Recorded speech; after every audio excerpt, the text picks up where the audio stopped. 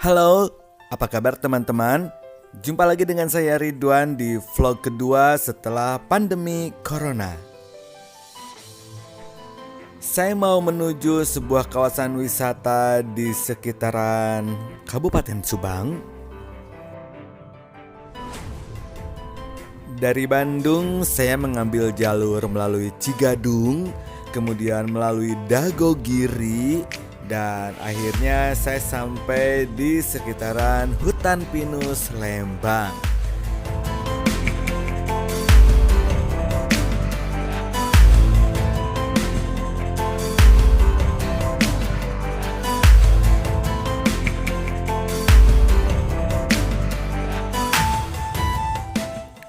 Jadi, kemana arah tujuan saya? Ini, bukan. Harus melewati jalan yang berliku-liku dan hamparan perkebunan teh. Maka saya sampai di sini. Tada!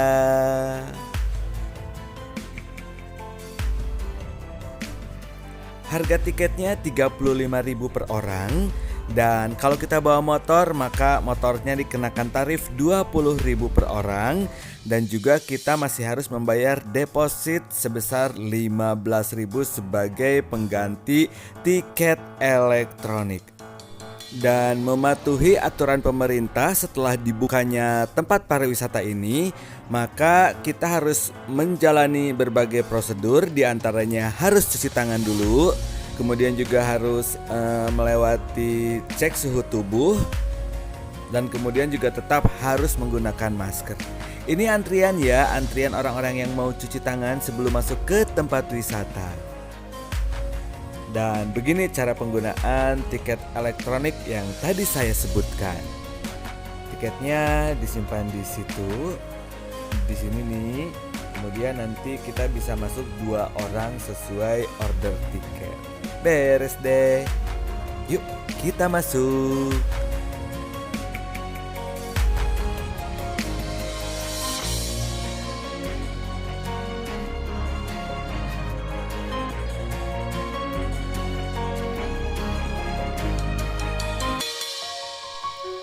Sepertinya tidak terlalu banyak perubahan dari sebelum pandemi COVID-19 ya. Dan saya memang tidak berencana masuk ke kolam renang khusus, yang memang pada saat baru dibuka ini jumlah pengunjung kolam khusus dibatasi hanya sekitar 35 orang per kolam. Jadi saya memang mau berendam-rendamnya di tempat yang umum saja, di parit-paritnya gitu. Bukan parit sih maksudnya ya, tapi kolam lah ya. Kolam yang untuk umum saja. Oh iya, kalau menurut saya salah satu kelebihan tempat wisata air panas Ciater ini adalah pengunjung diperbolehkan membawa makanan dari luar. Dan kalaupun kita masuk ke kolam renang khusus seperti kolam renang Mayang Sari gitu yang ada kafenya, kita masih tetap dibolehkan bawa makanan loh. Jelas ini berbeda dengan tempat wisata lain yang tidak memperbolehkan pengunjung membawa makanan dari luar dan harus jajan di situ, yang kadang-kadang mahalnya minta ampun.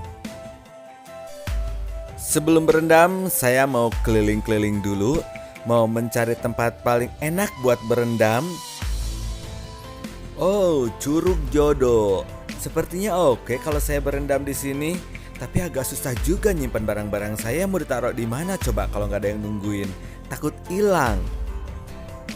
Oke, kalau gitu kita keliling-keliling cari tempat lain. Kesini misalnya. Ini adalah Pancuran 7. Oke juga kalau misalnya ikut berendam atau mandi-mandi di pancuran ini. Tapi kita coba cari yang lain dulu ya. Barangkali ada tempat lain yang lebih oke. Airnya cukup bening ya. Kalau ini kan masih bagian yang atas, jadi airnya masih bening dan batu-batuannya pun masih terlihat jelas. Dan biasanya jauh lebih panas ketimbang yang area lebih bawah dari ini.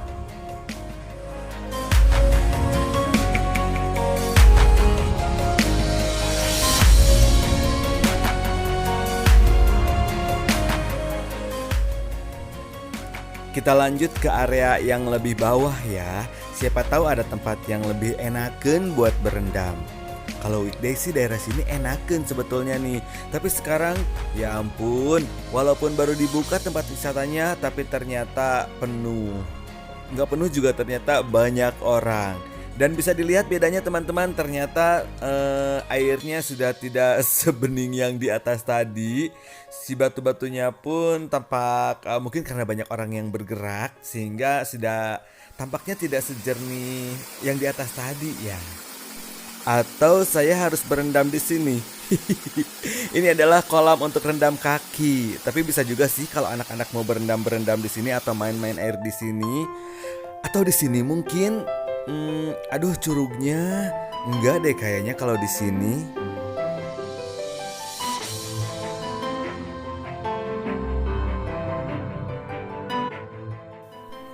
Masih banyak waktu, jadi mendingan kita cari tempat lain yang lebih enakan buat berendam.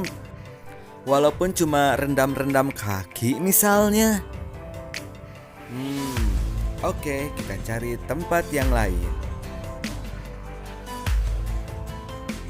Dan akhirnya saya memilih di bebatuan ini untuk sekedar bermain air, merendam kaki, dan ya daripada udah masuk ke sini terus kita nggak berenam, kayaknya nggak sah gitu ya. Ayo kita basah-basahan dulu. Dan suhu badan sudah menyesuaikan sehingga saya bisa berendam.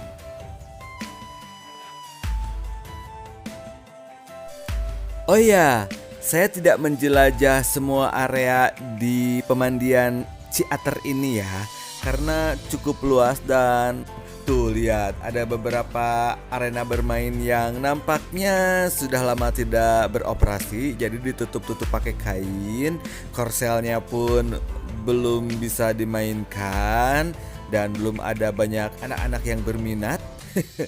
Mungkin cuma apa namanya ya, bebek boseh atau bebek kayu yang sudah ada peminatnya. Yang lainnya masih belum banyak pengunjung yang berminat.